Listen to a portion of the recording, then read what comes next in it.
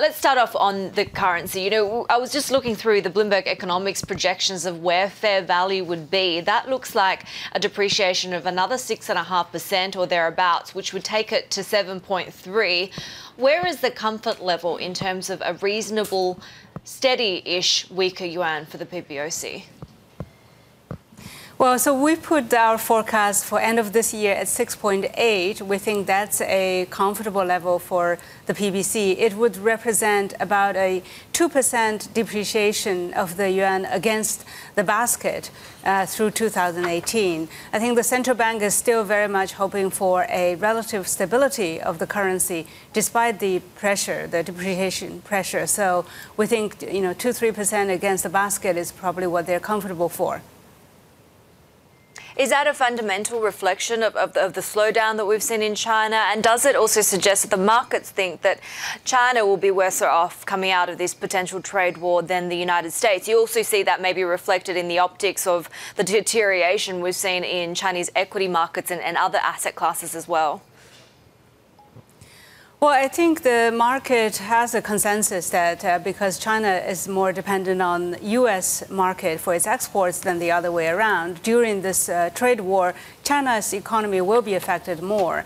And market sentiments on the RMB, on the exchange rate, has shifted very notably between April and especially between mid-June and now. So the depreciation has been very much driven by market sentiment.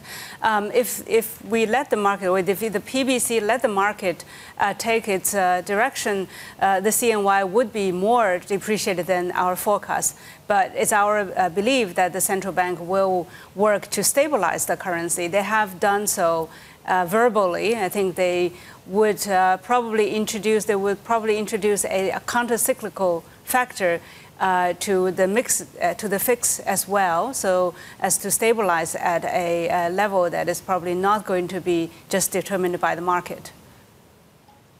We've been talking all morning about what policy tools remain at Beijing's advantage, right? If currency devaluation, I should say, isn't something that they would likely consider. I want to bring up this chart to kind of paint the bigger picture in our GTV library of the borrowing binge, the sort of deleveraging, sort of mountainous challenge that's confronted by Beijing at the moment. If you take a look at this, where deleveraging was always going to be a massive challenge anyway, you add on to that the economic slowdown and now the possibility of a trade war and a slowdown when it comes to trade volumes there. Does this really create a bit of a nightmare situation for Beijing?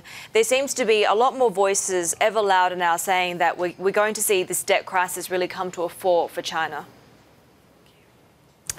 I think that's probably a bit of exaggeration. I think if we are back 2 years earlier, in 2015-16, I would agree with that. At that time, China's debt was rising very rapidly. Debt to GDP ratio was increasing by 20 percentage points a year.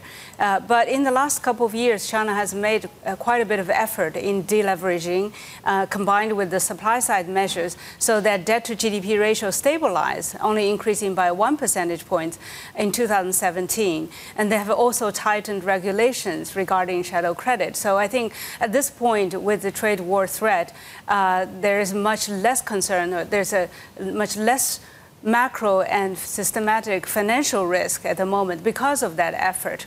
So you mentioned earlier about the sentiment, the worries in the equity market. I think a lot of that so far has actually come from concerns about liquidity tightening, credit tightening that's more self-inflicted rather than trade war. So what can China do? At this moment, I think they can ease some of the tightening, both on the regulation side as well as on the credit and quasi-fiscal side. So it's infrastructure investment slowdown that has driven the downward pressure on the economy at the moment. So they can ease that a bit.